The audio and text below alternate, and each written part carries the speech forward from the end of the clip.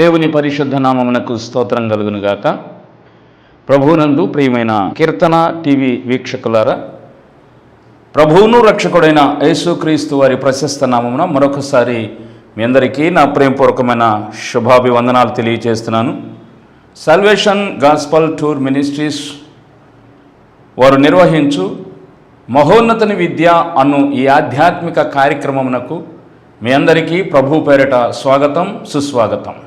ప్రియులరా, మనము ఇజ్రాయేలీల కనాను యాత్ర అనే అంశంలో మనము ముందుకు సాగుతున్నాం. పరిశుద్ధాత్మ దేవుని సహాయం చేత కొన్ని విషయాలు గత పాఠంలో నేర్చుకున్నాం. ఇజ్రాయేలీలు ఐగుప్తు దేశంలో 430 సంవత్సరాలు బానిసీలుగా ఉన్న తరువాత వారి యొక్క మొర్ర దేవుని యొద్దకు చేరినప్పుడు తండ్రి అయిన దేవుడు వారిని ప్రేమించి వారిలో నుండి మోషే అనే ఒకరిని నాయకునిగా నియమించి ఆయనను ఆత్మతో అభిషేకించి ఆయన ద్వారా ఐగుప్తులో అనేకమైన అద్భుతాలను చేసి తెగుళ్లను పంపించి దాని ద్వారా ఐగుప్తీలకు మరియు ఫరోకు భయమును కలిగించి ఇజ్రాయేలు ప్రజలను ఐగుప్తు బానిసత్వం నుండి విడిపించాడు. అందుకు దేవునికి స్తోత్రం. ఆ విడిపించబడినటువంటి ఇజ్రాయేలీలు జయోత్సాహముతో బయలుదేరి కనానుకు ప్రయాణము చేయసాగిరి. ఆ కనానుకు వెళుతున్న ఆ ప్రయాణంలో వారు ఆయా ప్రదేశాలలో ఆగారు. ఆయా స్థలాల్లో అనేకమైనటువంటి సంఘటనలు చోటు చేసుకున్నవి మరియు వాటి యొక్క కాలాలను పరిశుద్ధ గ్రంథంలో తేటగా తెలియచేయటం జరిగింది. వీటన్నిటినీ మనము ధ్యానం చేస్తూ ప్రభు యొక్క కృపకు ఇంకా సమీపస్థులమవుటకు దేవుని సహాయము మనకు అనుగ్రహింపబడునుగాక. ఈ కనాను యాత్ర అనేది ఆ రోజుల్లో అది భౌతిక సంబంధమైనది, కానీ ఈ రోజుల్లో క్రైస్తవ్యముగా ఆ వాక్య ధ్యానం చేసేటప్పుడు అది పరమ కనాను అయినటువంటి పరలోకమునకు సంబంధించిన యాత్రగా అభివర్ణించబడుతుంది. కనాను యాత్రలో ఇజ్రాయేలీలు చేసిన దోషాలేమిటి, లేదా ఇజ్రాయేలీల పక్షమున దేవుడు చేసిన అద్భుతాలేంటి, వాటన్నిటినీ మనము చదువుతూ వాటన్నిటినీ మనము ధ్యానం చేస్తూ ఈ రోజున మన ఆధ్యాత్మిక జీవితానికి కావలసిన ఆత్మీయ పాఠాలను మనము ఒక్కింత పరిశుద్ధాత్మ సహాయము చేత బోధింపబడదాం. కనుక రండి, దేవుని మాటలు విందాం. అలా ఐగుప్తు దేశం నుండి బయలుదేరిన ఇజ్రాయేలీలు వారు మొట్టమొదటగా ఎర్ర సముద్రములో ఒక అద్భుతాన్ని చూశారు. ఎర్ర సముద్రము అనేది ఆఫ్రికా ఖండానికి ఆసియా ఖండానికి మధ్య భాగంలో ఉంటుంది. ఈజిప్టును ఆనుకుని ఈ ఎర్ర సముద్రం ఉంటుంది. చుట్టూ మార్గమైన ఎర్ర సముద్ర మార్గముగా ఇజ్రాయేల్ ప్రజలను దేవుడు నడిపించాడు. అయితే వదిలినట్టే వదిలి విడిచిపెట్టినట్టే విడిచిపెట్టి ఐగుప్తీలు మరియు ఫరో సైన్యం మళ్ళీ వాళ్ళ హృదయాలను కఠినపరుచుకుని ఇజ్రాయేల్ ప్రజలను పోనివ్వటానికి ఏమాత్రం ఇష్టపడక మళ్ళీ ఇజ్రాయేలీలను తరమటం ప్రారంభించారు. ఆ క్రమంలో ఇజ్రాయేలీలు ఐగుప్తుల చేతుల నుండి తప్పించుకోవటానికి త్వరగా వెళుతుండగా వారికి అడ్డుగా ఎర్ర సముద్రం వచ్చింది. అప్పుడు ఇజ్రాయేలీలు ఎంతో భయపడిపోయారు. కానీ తండ్రి అయిన దేవుడు అంటున్నాడు, మీరు ఊరకనే నిలుచుండి చూడుడి, యెహోవా మీ ఎడల చేయు అద్భుత కార్యమును మీరు ఊరకనే నిలిచుండి చూడుడి అని చెప్పాడు. నేడు మీరు చూస్తున్న ఈ ఐగుప్తీలను ఇక నెన్నటికి చూడరు అని తండ్రి అయిన దేవుడు అద్భుతమైనటువంటి ఆదరణకరము మరియు ధైర్యాన్ని ఇచ్చేటువంటి మాటను పలికాడు. అందుకు దేవునికి స్తోత్రం. పలికిన దేవుడు ఆ మాటను నెరవేర్చాడు. వాగ్దానం చేసిన వాడు నమ్మదగినవాడు అన్న లేఖనం ప్రకారం ఇజ్రాయేలీలు శ్రమలో ఉన్నప్పుడు, ఇరుకులో ఉన్నప్పుడు, ఇబ్బందిలో ఉన్నప్పుడు వారికి ఏమైతే వాగ్దానం చేశాడో, నేడు మీరు చూస్తున్న ఐగుప్తీలను ఇక నెన్నటికి చూడరు అంటే 430 సంవత్సరాలు ఐగుప్తులు ఇజ్రాయేలులను పట్టి పీడించారు. పట్టి పీడించడం అంటే వారి చేత వెట్టి చాకిరీ చేయించుకున్నారు. వారిని బహు భయాక్రాంతమునకు లోనైనట్లుగా వారి యొక్క ఐగుప్తుల యొక్క క్రూరత్వము ఉన్నది. కనుక ఐగుప్తీయులంటే భయపడిపోయారు. ఐగుప్తులకు భయపడినటువంటి ఇజ్రాయేలీలు ఒకసారిగా ముందు ఎర్ర సముద్రము, వెనక ఐగుప్తుల సేనను చూసి ఒకంత భయపడిపోయారు. అప్పుడు దేవుడు మాట్లాడాడు, నేడు మీరు చూస్తున్న ఐగుప్తీలను ఇక నెన్నటికి చూడరు. దానిని పౌలు భక్తుడు ఉపోద్ఘటిస్తూ కొరింథీ పత్రికలో ఇజ్రాయేలీలు మోషేను బట్టి బాప్తిసం పొందారని సంబోధించాడు. ఇది ఆధ్యాత్మిక జీవితంలో మనకి అది దృష్టాంతముగా తీసుకుంటే, ఒక మనిషి ప్రభువుని తెలుసుకుని ప్రభువులో మారు మనస్సు పొంది బాప్తిసం పొందటము అనే ఒక ప్రక్రియ ద్వారా ఆధ్యాత్మిక జీవితంలోనికి అరంగేట్రం చేస్తాడు. బాప్తిసం పొందినటువంటి ఏ వ్యక్తి అయితే బాప్తిసం పొందుతాడో ఆ వ్యక్తి జీవితంలో జరిగే సంఘటన ఏంటంటే, సంవత్సరాల తరబడి కానీ తరాల తరబడి కానీ వారి మీద ఏలుబడి చేస్తున్న పాపాలు లేదా శాపాలు మరియు సాతాన్లు, వీటన్నిటి నుండి వారికి శాశ్వతమైన విడుదల కలిగించే ప్రక్రియ బాప్తిస్మం అని మనకి వారు ఎర్ర సముద్రమును దాటినప్పుడు దేవుడు మాట్లాడిన మాట. నేడు మీరు చూస్తున్న ఐగుప్తీలను, అదే మాట మనతో ప్రభు ఈరోజు చెప్తున్నాడు. నేడు మిమ్మలను బాధిస్తున్న ఈ పాపములను లేదా ఈ శాపములను లేదా ఈ సాతాన్లను ఇక నెన్నటికి మీరు చూడరు. కావున మీరు బాప్తిస్మం అనే ఒక మంచి క్రియతో మీ ఆధ్యాత్మిక జీవితాన్ని ఆరంభించండి ప్రభు మనకు హితవు పలుకుతున్నాడు. ఇది మొదటి అనుభవం. ఎర్ర సముద్రం అనేది మొదటి అనుభవం. ఆ తర్వాత ఎర్ర సముద్రం దాటిన తర్వాత వాళ్ళందరూ ప్రభువుకి స్తుతి కీర్తన పాడారు. ఆ తర్వాత అక్కడి నుంచి మోషే వారిని సాగదీశాడు. ఒక మాట చదువుకుందాం. ఈరోజు వాక్య ధ్యానానికి మూల వాక్యము నిర్గమాకాండం 15వ అధ్యాయం 22వ వచన భాగం. మోషే ఎర్ర సముద్రము నుండి జనులను సాగజేయగా వారు షూరు అరణ్యములోనికి వెళ్ళి దానిలో 3 దినములు నడిచిరి. అచ్చట వారికి నీళ్లు దొరకలేదు. అంతలో వారు మారాకు చేరిరి. మారా నీళ్లు చేదైనవి గనుక వారు ఆ నీళ్లు త్రాగలేకపోయిరి. అందువలన దానికి మారా అను పేరు కలిగెను. ఈ ఇజ్రాయేలీల కనాను యాత్రలో రెండవ ఘట్టం, రెండవ భాగం షూరు అరణ్యం. సముద్రపు ఒడ్డున దాదాపుగా అరణ్యం ఉంటుంది. చిట్టడవు కానీ కొంత అడవి భూభాగం ఉంటుంది. అలాగే ఆఫ్రికా ఖండములో నుండి ఎర్ర సముద్రము గుండా ఆసియా ఖండములోనికి అడుగు పెట్టినటువంటి ఇజ్రాయేలులకు మొదట ఎదురైన అనుభూతి అరణ్యము. యేసుక్రీస్తు ప్రభుల వారు బాప్తిస్మం పొందిన తర్వాత అపవాది ఆయనను శోధించుటకై అరణ్యములోనికి నడిపించెను. చాలామంది చెప్తారు బాప్తిస్మం తొందరపడి తీసుకుంటే విశ్వాస జీవితంలో పడిపోతారు అని చాలామంది చెబుతూ ఉంటారు. కానీ ప్రియ దేవుని బిడ్డలారా, ఒక క్రమమైన విశ్వాస జీవితం, ఒక క్రమమైన సంఘములో గనక చేరి క్రీస్తును తెలుసుకుని క్రీస్తు బిడ్డగా బ్రతకాలని సంఘ నియమాలలోకి సంఘ క్రమాలలోకి రాగలిగితే ఆ వ్యక్తి విశ్వాస జీవితం అందంగా పదిలంగా అద్భుతంగా కట్టబడుతుంది. కారణం విశ్వాసమునకు కర్తయు దానిని కొనసాగించువాడైన యేసు క్రీస్తు ప్రభుల వారు వారి ఆధ్యాత్మిక జీవితం యొక్క బాధ్యతను తీసుకుంటాడు.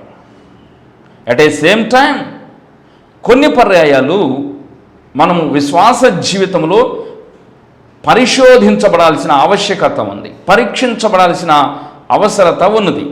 ఎందుకనగా పరీక్షింపబడిన తర్వాత మనము మేలిమిగా మార్చబడతాం.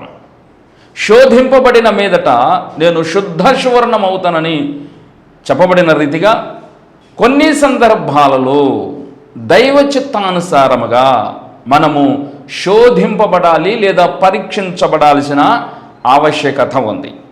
కాబట్టి ఈ షూరు అరణ్యము అనేది పరీక్షించబడుటకు ఒక సాదృశ్యముగా ఉన్నది. విశ్వాసి ఎన్నో అద్భుతాలను చూసి బాప్తిసం పొంది ఒక మంచి ఆధ్యాత్మిక జీవన విధానాన్ని కొనసాగించడానికి సిద్ధమైన దినాలలో, అది తొలిటి దినాల్లో రావచ్చు, మరి కొంతకాలము గడిచిన తర్వాత రావచ్చు, కానీ మెట్టుకు పరీక్షాకాలము, శోధనా కాలము అనేది ఉంటుంది. అందుకు భక్తుడు అంటాడు, శోధన సహించువాడు ధన్యుడు. శోధన వచ్చినప్పుడు, శ్రమ వచ్చినప్పుడు కృంగిపోకూడదు, మరియు దేవుని మీద కానీ దైవదాసుని మీద కానీ సనగకూడదు. మన విశ్వాసం యొక్క సామర్థ్యం, మనము విశ్వాసంలో ఎంత లోతైన అనుభవంలోనికి మనం వచ్చాము అనేది నిగ్గు తేల్చబడేదే ఇది పరిశోధన. కనుక వాళ్ళు షూరు అరణ్యములో ప్రవేశించినాక 3 దినములు నడిచారు. ఆ అరణ్యములో 3 దినములు నడిచినప్పుడు వారికి అక్కడ నీరు దొరకలేదు. ప్రియులారా, నీరు అనే పదాన్ని పరిశుద్ధ గ్రంథములో కొన్ని సందర్భాల్లో వాక్యానికి వాడారు, కొన్ని సందర్భాల్లో ఆశీర్వాదాలకు వాడారు, కొన్ని సందర్భాలలో మానవుని నోట నుండి వచ్చే మాటలకు సంకేతముగా వాడారు. ఇక్కడ భౌతికంగా ఇశ్రాయేలులకు నీరు లేదు, తాగటానికి నీరు లేని పరిస్థితి భౌతికంగా. కానీ ఆధ్యాత్మికంగా యెషయా గ్రంథం 8వ అధ్యాయం 6వ వచనాన్ని మనం ఒకసారి చూద్దాం. ఈ జనులు మెల్లగా పారు షీలోహు నీళ్లు వద్దని చెప్పి రెజీనును బట్టి రెమల్యా కుమారుని బట్టి సంతోషించుచున్నారు. ఈ జనులు అంటే యూదులు. యెషయా భక్తుడు యూదులను గురించి ఒక ప్రవచనం చెప్తున్నాడు. ఇజ్రాయేలీల మీదకి, యూదుల మీదకి రాబోతున్న అషూరు యొక్క దండయాత్రను గురించి ఒక ప్రవచనం చెప్తున్నాడు. యెషయా గ్రంథములో 8, 9, 10, 11 అధ్యాయాలు ఒక ప్రవచనము. ఆ ప్రవచనం ఏంటంటే అషూరియుల దండయాత్రను గురించిన ప్రవచనం. అందులో భాగముగా ఈ అషూరుల దండయాత్ర వీళ్ళ మీదకి ఎందుకు వస్తుంది, అషూరులు ఎందుకు వీళ్ళ మీద దాడి చేస్తున్నారు, అషూరులు ఎందుకు వీళ్ళ మీదకి దండయాత్ర చేయబోతున్నారు అనేది ఒక రీజన్ దేవుడు చెప్తున్నాడు. ఎందుకంటే ఇజ్రాయేలు దేవుడు గొప్ప దేవుడు, సైన్యములకు అధిపతి యెహోవా మహాపరాక్రమము కలిగిన దేవుడు. ఆయన దేవుడు కలిగిన జనులు ధన్యులు, ఇజ్రాయేలీలు ధన్యులు. మరి ఇజ్రాయేలులకు దేవుడు ఉండగా మరి అషూరులు ఎందుకు వీళ్ళ మీద దాడి చేస్తున్నారు అనేది ప్రశ్న. అషూరులు ఎందుకు వీళ్ళ మీద దండయాత్ర చేస్తున్నారంటే, అషూరీయులు వీళ్ళ మీదకి రావటానికి కారణం ఏంటంటే అప్పుడున్న యూదుల పరిస్థితులు. యూదులు ఎలాగున్నారంటే, మెల్లగా పారు షీలోహు నీళ్లు, షీలోహులో నుండి నీరు వస్తుంది, ఆ నీరు మెల్లగా పారుతుంది. షీలోహు అంటే మనకు తెలుసు, ఇజ్రాయేలీలు కనాను దేశమును స్వతంత్రించుకున్నాక వాళ్ళు మొట్టమొదట దేవుని ప్రత్యక్షపు గుడారం వేసింది షీలోహులో. అక్కడ సమూయేలు కూడా ఉన్నాడు. కాబట్టి షీలోహు ప్రార్థనా మందిరమును ప్రతిపాదించాడు ఇక్కడ ప్రభు. షీలోహు ప్రార్థనా మందిరములో నుండి నీళ్లు వస్తున్నాయి అంటున్నాడు. ఆ నీళ్లు మెల్లగా వస్తున్నాయి అంటున్నాడు. కాబట్టి షీలోహులో నుండి వచ్చే నీళ్లు మెల్లగా వస్తున్నాయి కాబట్టి ఈ మెల్లగా వచ్చే నీళ్లు మాకు వద్దు అంటున్నారు యూదులు. ఆనాడు యూదులు ఉన్న పరిస్థితులై, యూదులైనా ఇజ్రాయేలీలైనా దేవుని నమ్ముకున్న వాళ్ళు, దేవుని కొరకు ప్రతిష్ఠించబడిన వాళ్ళు, దేవుడిచ్చే దానిని పొందుకోవడానికి సిద్ధపడేవాళ్ళు. సమ్టైమ్స్ దేవుడు ఇవ్వకపోయినా దేవునికి స్తోత్రం అనేటువంటి అనుభవంలో ఉన్నవాళ్ళు. ఇచ్చినా దేవునికి స్తోత్రం, ఇవ్వకపోయినా దేవునికి స్తోత్రం, కాపాడినా దేవునికి స్తోత్రం, కాపాడకపోయినా దేవునికి స్తోత్రం. మేము దేవునిని విడిచిపెట్టేవారము కాదు అనే ఒక నిశ్చయత కలిగిన జనము ప్రపంచంలో ఎవరైనా ఉన్నారంటే వాళ్ళు ఆనాడు ఇజ్రాయేలీలు మరి యూదులు. కానీ కాలక్రమంలో వారి యొక్క దుస్థితి ఎంత భయంకరంగా అయిందంటే, దేవుని నుండి వచ్చే ఆశీర్వాదాలు మాకు వద్దంటున్నారు వీళ్ళు. దేవుడిచ్చే ఆశీర్వాదాలు మాకు వద్దంటున్నారు. ఆశీర్వాదాలను నీళ్లుగా పోల్చాడు ఇక్కడ. దేవుడు చేసే మేళ్లను లేదా దీవెనలను నీళ్ళగా పోల్చాడు. కాబట్టి అన్నాడు, షీలోహులో నుండి వచ్చు నీళ్లు మెల్లగా వస్తున్నవి. షీలోహులో ప్రార్థనా మందిరం ఉంది, ప్రార్థనా మందిరంలో నుండి ఆశీర్వాదాలు వస్తున్నాయి. అవును ప్రియ దేవుని బిడ్డ, మీ మధ్య దేవుని మందిరం ఉండటం మీకు ఆశీర్వాదకరం. ఆ మందిరములో నుండి దేవుడు ఆశీర్వాదాలను సప్లై చేస్తాడు. ఆ ఆశీర్వాదాలను చెప్పటానికి అక్కడ ఉపమాన భాషగా దానిని నీళ్లతో పోల్చాడు. కాబట్టి షీలోహులో ఉన్న దేవుని యొద్ద నుండి ఆశీర్వాదాలు వస్తున్నాయి, కానీ అవి మెల్లగా వస్తున్నాయి. ఎందుకు మెల్లగా వస్తున్నాయి? ఎందుకు ఆశీర్వాదాలు ఆలస్యం అవుతున్నాయి? ఎందుకు ఆశీర్వాదాలు మెల్లగా వస్తున్నాయి అంటే, వీళ్ళు దేవుని ఎడల నడుచుకునే నడత కూడా అలాగే ఉంటుంది. దేవుని పక్షమున తీసుకునే నిర్ణయాలు చురుగ్గా తీసుకుంటే, దేవుని కొరకు సరి అయిన కట్టడలోనికి వెంటనే వస్తే వారికి ఆశీర్వాదాలు కూడా అలాగే వస్తాయి. స్తోత్రం కలుగును గాక. దేవుని నియమాలలోనికి రావటానికి జాప్యం చేస్తూ, ఇప్పుడు కాదులే కొంత సమయమైనాక తీసుకుందాం, ఇప్పుడు కాదులే కొంత సమయమైనాక దేవుని నియమాల్లోకి వద్దాం అనేటువంటి ఒక జాప్యం ఉంటుంది చాలామందిలో. బాప్తిసం తీసుకోవాలంటే చాలా సందేహాలు, చాలా ఆలస్యం, చాలా సమయము ఆలస్యం చేస్తారు. ఎవరైతే దేవుని విషయంలో, దేవుని కార్యాల విషయంలో ఆలస్యం చేస్తారో వారి విషయంలో కూడా దేవుడు ఆశీర్వాదాలు ఇచ్చేటప్పుడు అలాగే ఆలస్యం చేస్తాడు. వాక్యం విన్న ప్రియ దేవుని బిడ్డ, దేవుని చేత దీవించబడాలని నీకు ఉంది, నిన్ను ఆశీర్వదించాలని దేవునికి ఉన్నది. కానీ మరి దేవుని ఆశీర్వాదాలు నీ జీవితంలో ఒకవేళ ఆలస్యం అవుతున్నవేమో, దేవుని కార్యాలు నీ పట్ల ఆలస్యం అవుతున్నవేమో, ఒకవేళ అలా ఆలస్యం అవుతుంటే యెహోవా యందు మాకు ఇక ఆశలు లేవనుకుంటున్నావేమో, ఇక మాకు మేలు జరగదనుకుంటున్నావేమో, ఇక మాకు ఏ విధమైన మేలు దొరకదని నిరాశ కలిగి ఉన్నావేమో. వాక్యం ఉంటున్న ప్రియ దేవుని బిడ్డ, దేవుని వాక్యం నీతో మాట్లాడుతుంది. దేవునికి సంబంధించిన కార్యములు, అది పరిచర్య కావచ్చు, నియమాలు కావచ్చు, నిబంధనలు కావచ్చు, వాటన్నిటినీ నువ్వు ఆలస్యం చేస్తున్నావేమో ఆలోచన చేయి. నువ్వు నిర్లక్ష్యం చేస్తున్నావేమో ఆలోచన చేయి. అందరూ తమ సొంత కార్యములనే చేసుకొనుచున్నారు అన్నట్టు. ప్రభువు కార్యమును ఎవడైతే అశ్రద్ధగా చేస్తాడో వాడు శాపగ్రస్తుడగునని లేఖనం చెప్పినట్టు, మనము దేవుని విషయంలో చురుగ్గా కదిలితే దేవుడు కూడా మన విషయంలో చురుగ్గా కదులుతాడు. ఇది వాక్య సారాంశం. కాబట్టి మనకి ఆశీర్వాదాలు ఆలస్యం అవుతుందంటే ఈ వాక్య ప్రకారం మనం అర్థం చేసుకోవాల్సింది ఏంటంటే, మనము దేవుని విషయంలో చురుకుగా కదలలేకపోతున్నాము. మనము దేవునికి సంబంధించిన విషయాలలో చురుకుదనము లేదా స్పాంటినివ్గా రియాక్ట్ అయ్యే విధానము మనలో తగ్గిపోయిందేమో.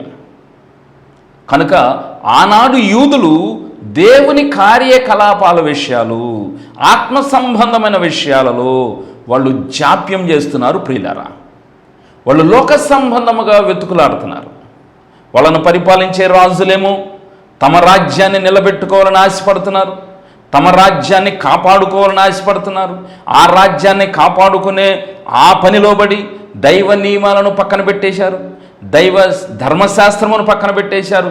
కాబట్టి ఇతర రాజ్యాలను వెంబడిస్తున్నారు, ఇరుగు పొరుగు రాజ్యాల రాజులను వెంబడిస్తున్నారు. అంటే వారు అనుసరించే పద్ధతులను అనుసరిస్తున్నారు. కాబట్టి రాజులకున్న ముఖ్య ఉద్దేశం ఏంటి? మా రాజ్యం నిలకడగా ఉండాలి, మా రాజ్యం స్థిరపడి ఉండాలి. కాబట్టి రాజ్యం స్థిరపడాలంటే ఏం చేయాలా?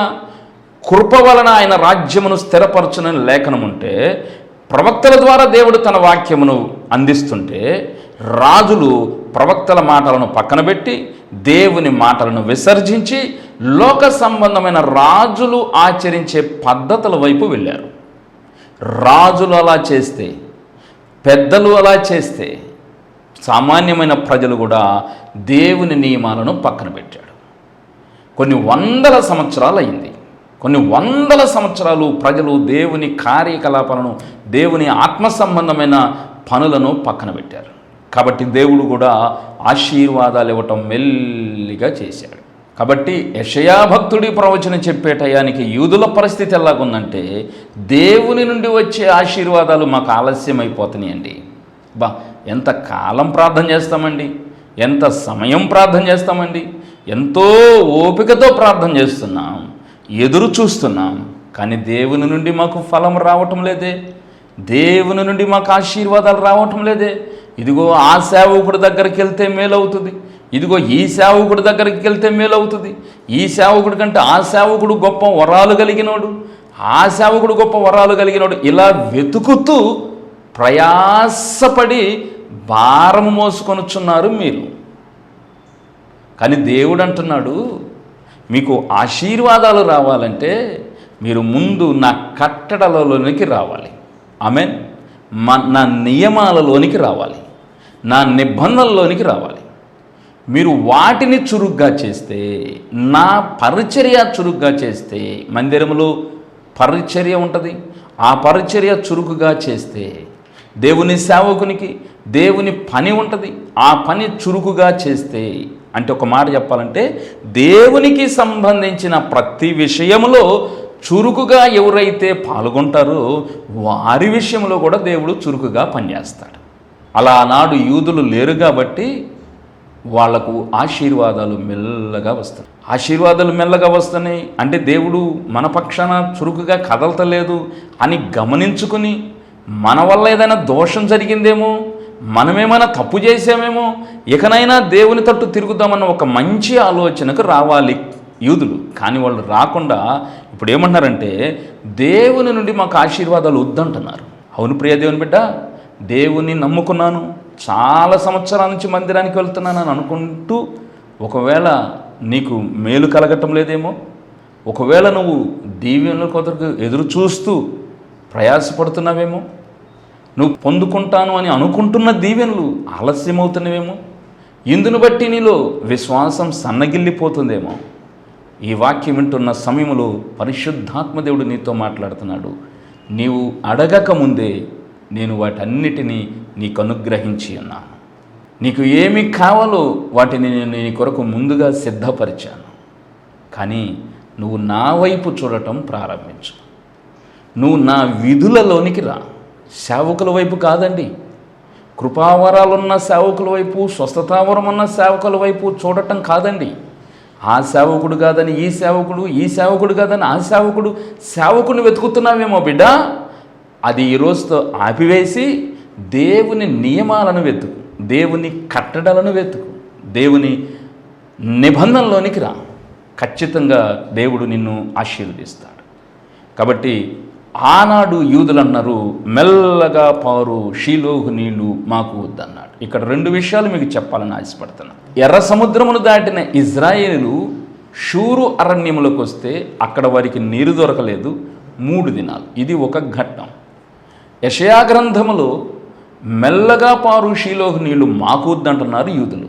ఈ రెండిటి మధ్య చాలా తేడా ఉంది. షూరు అరణ్యములోనేమో అక్కడ పరిశోధన, దేవుడు ఎన్నో అద్భుతాలు చేశాడు. ఈ అద్భుతాలను బట్టి ఇజ్రాయేలులు నమ్ముతున్నారా లేక అద్భుతాలనే చూస్తున్నారా? ఇజ్రాయేలులు దేవుడు చేసిన అద్భుతాలను బట్టి రియలైజ్ అయ్యి దేవుని నమ్ముకుంటూ దేవుని నిబంధనలకు వస్తున్నారా లేదా అని నిగ్గు తేల్చడానికి అక్కడ నీరు దొరకలేదు. 3 దినములు ప్రయాణం చేసి నీరు దొరకలేదు. తర్వాత వాళ్ళు మారాకు చేరారు. 3వ ప్లేసు మారాకు వచ్చినాక అక్కడ నీళ్లు కనపడ్డాయి. మారాకు రాగానే అక్కడ నీళ్లు కనపడంగానే ఇజ్రాయేల్ ప్రజలు ఎగిరి గంతులు వేశారు. అయ్యో 3 దినాలు నీళ్లు లేకుండా అల్లాడిపోయామే, ఈ రోజున నీళ్లు దొరికినాయని సంతోషించారు, గంతులు వేశారు. తీరా నీళ్లు చేతిలో పట్టుకుని నోట్లో పెట్టుకోగానే అవి చేదు అనుభవం. యేసును వెంబడించే సమయంలో ఒక్కొక్కసారి నీ జీవితంలో చేదు అనుభవం ఎదురవ్వచ్చు. ఒక్కొక్కసారి శ్రమలో గుండా వెళ్ళాల్సి వస్తుంది. ఒక్కొక్కసారి నీకు అనుకూలమైనవన్నీ కూడా ప్రతికూలం అవ్వచ్చు. నువ్వు ఉన్నవన్నీ ప్రతికూలమైన పరిస్థితులు అవ్వచ్చు. నీకు చుట్టూ విషమ పరిస్థితులు రావచ్చు. అయినా నువ్వు దేవుని వైపు చూసే బిడ్డగా ఉండాలి. ఇజ్రాయేలు దేవుని వైపు చూడలేదు, కానీ మోషే వారికి నేర్పాడు.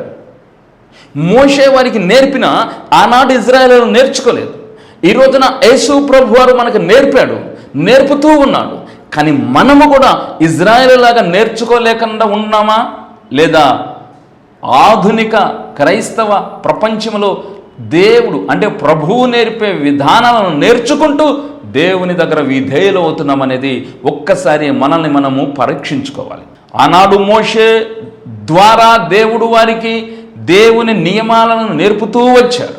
దేవుని పరిస్థితులను, దేవుడు ఉన్న లొకేషన్లో, దేవుని విషయంలో ప్రజలు ఎలా ఉండాలి, ఎలా మాట్లాడాలి, వీటన్నిటిని నేర్పుతున్నాడు. కానీ ఇజ్రాయెల్ నేర్చుకోలేదు. ఇప్పుడు యేసు ప్రభు పరిశుద్ధాత్మ సహాయం చేత మనము ఆధ్యాత్మికంగా ఎలాగుండాలి, దేవుని సన్నిధిలో ఎలా నడుచుకోవాలి, మందిరంలో ఎలా నడుచుకోవాలి, సమాజంలో ఎలా నడుచుకోవాలి, వీటన్నిటిని బోధిస్తూ మనకు నేర్పుతున్నాడు. మరి ఆనాడు ఇజ్రాయెల్ లాగానే ఉంటున్నామా, లేక నేర్చుకునే అనుభవంలో సాధకము చేయబడిన అవయవులు కలిగిన వారిగా మనం ఉంటున్నామా అనేది ఒక్కసారి మనం పరీక్షించుకోవాలి. మారా నీళ్లు చేదుగా ఉన్నప్పుడు ఇజ్రాయేలులు సనిగారు, కానీ మోషే దేవునికి మొరపెట్టాడు. మొరపెట్టినప్పుడు దేవుడు ఒక చెట్టును మోషేకు చూపించాడు. ఆ చెట్టుని తీసుకొచ్చి నీళ్ళల్లో వేయగా నీళ్లు మధురములాయను. ఇప్పుడు ఇజ్రాయెల్ అన్నారు ఆ చెట్టు గొప్పదంటున్నారు. అంటే మనము తాత్కాలికమైన విషయాల మీద దృష్టి పెడతాం. దేవుడు వాడుకునే సాధనములను లేదా వాటిని మనము దృష్టి పెడతాం. దేవుడు మనల్ని దీవించును గాక. ఇక్కడ తేడా మనం గమనించాలా. ఇజ్రాయేలీలు చేదైన నీళ్లు వచ్చినప్పుడు, వాళ్ళు ఒకంత అసహనము కలిగి ఉన్నప్పుడు మోషే దేవునికి మొరపెట్టాడు. వాటిని దేవుడు మధురముగా మార్చాడు. ప్రియ దేవుని బిడ్డ, దేవుని నమ్ముకున్నాక ఒకవేళ ఇలాంటి చేదు అనుభవాలు వింటున్నావేమో, దేవుని నమ్ముకున్నాక ఒకవేళ ఆశీర్వాదాలు కరువై ఉన్నావేమో, దేవుని నమ్ముకున్నాక ఒకవేళ ఇబ్బందులు పడుతున్నావేమో, కానీ దేవుని పాఠం నీకు నేర్పుతుంది. ఈ రోజున అద్భుతం చేయటకు దేవుడు రెడీగా ఉన్నాడు. నీ చేదైన అనుభవాలన్నిటినీ మధురముగా మార్చి నీకు ఒక మంచి లైఫ్ ఇవ్వటానికి దేవుడు ఎప్పుడు సంసిద్ధుడై ఉన్నాడు. కనుక ఈ పాఠము ద్వారా దేవుడు మనతో మాట్లాడుతుంది. ఆయన కట్టడలను నియమాలలోనికి మనము రావలసి ఉన్నది. మధురముగా నీళ్లను మార్చిన తర్వాత దేవుడు వారికి కట్టడలను, విధిని నిర్ణయించాడు. నీ దేవుడైన యెహోవా మాట మీరు శ్రద్ధగా విని వాటి ప్రకారము గనక మీరు నడుచుకుంటే ఐగుప్తీలకు కలుగజేసిన రోగములలో వేటిని మీకు రానివనన్నాడు. కాబట్టి యెహోవా నిన్ను స్వస్థపరచు దేవుడు, నిన్ను స్వస్థపరచు యెహోవాను నేనే అన్నాడు. యెహోవా రాఫాగా మొట్టమొదటగా దేవుడు ఇక్కడ మనకి పరిచయం అవుతున్నాడు. దేవుడు మనల్ని దీవించునుగాక. మన ఒంట్లో ఉన్న రోగములు పోగొట్టుకోవటానికి, వ్యాధులను పోగొట్టుకోవటానికి, మనకున్న బలహీనతలను పోగొట్టుకోవడానికి సేవకులు వెంట తిరుగుతున్నావేమో, కానీ ఇక్కడ అంటున్నాడు వీటన్నిటిని పోగొట్టాలంటే నువ్వు దేవుని కట్టడలోనికి రావాల్సిన ఆవశ్యకత ఉంది. నువ్వు దేవుని న్యాయ విధులను గైకొనవలసిన ఆవశ్యకత ఉంది. నువ్వు దేవుని నిబంధనలోనికి రావాల్సిన ఆవశ్యకత ఉంది. ఏమా ఆవశ్యకత? ప్రభువుని నమ్ముకున్నాక పూలబాట అనుకుంటున్నావేమో, ప్రభువు నమ్ముకున్నాక సుఖవంతంగా ఉంటుందనుకుంటున్నావేమో, ప్రభువు నమ్ముకున్నాక హ్యాపీగా బ్రతకొచ్చు అనుకున్నావేమో, అది 100% నీకు ఆ లైఫ్ ఉంటుంది. బట్ కొన్ని సందర్భాలలో నువ్వు పరీక్షించబడాల్సి ఉంటుంది, నువ్వు పరిశోధించబడాల్సి ఉంటుంది. నీ విశ్వాసం యొక్క డెప్త్ ఎప్పటికప్పుడు దేవుని చేత అంచనా వేయబడుతుంది. ఆ సమయాలలో కొన్నిసార్లు ఆశీర్వాదాలు కరువు అవుతాయి, ఆ సమయంలో కొన్నిసార్లు ఆశీర్వాదాలు దూరం అవుతాయి, ఆ సమయాలలో ప్రతికూలమైన పరిస్థితులు వస్తాయి. కాబట్టి వీటిని దృష్టిలో పెట్టుకుని నీ ఆత్మీయ విశ్వాసాన్ని భద్రంగా కాపాడుకోవాలని ఈ పాఠం ద్వారా దేవుడు మనకి నేర్పుతున్నాడు. కండు ముద్దాం, ప్రాణ్యదాం. ప్రేమ నమ్మకమైన తండ్రి మీకు వందనాలు. ఈరోజు మీరు ఇచ్చిన వర్తమానము కొరకై వందనాలు. ప్రతి బిడ్డను పేరు పేరున ఆశీర్వదించండి. ఈరోజు మీరు నేర్పిన అంశాల వారీగా మీకు స్తోత్రాలు చెల్లిస్తూ, ఒకటి చేదైన అనుభవము, యూదులు మెల్లగా పారు షిలోహు నీళ్లు వద్దంటున్నారు, మరొక చోట నీరు కరువైంది మరియు చేదు నీరు లభించింది. విశ్వాస జీవితంలో మా విశ్వాసము పరీక్షించబడుతుంది, పరిశోధించబడుతుందని మీరు చెప్పారు. మరియు దేవుని నియమాలను, నిబంధనలను విడిచితే ఆశీర్వాదాలు ఆలస్యమవుతాయని చెప్పారు. మేము మీ నియమాలను విడిచిపెట్టే బిడ్డలముగా కాక శోధనకు నిలబడిన వారమై, శోధనను జయించిన వారమై మీకు తగిన బిడ్డలముగా మేము ఉండుటకు సహాయం చేయమని, వాక్యము నీడలో ఉన్న ప్రతి బిడ్డను పేరు పేరున మీరు ఆశీర్వదించమని, వారికి ఉన్న బలహీనతలను తీసివేయమని, మరొక సందర్భములో మమ్మల్ని బలపరచమని యేసు పుణ్యనామమున ప్రార్థిస్తున్నాము తండ్రి, ఆమేన్.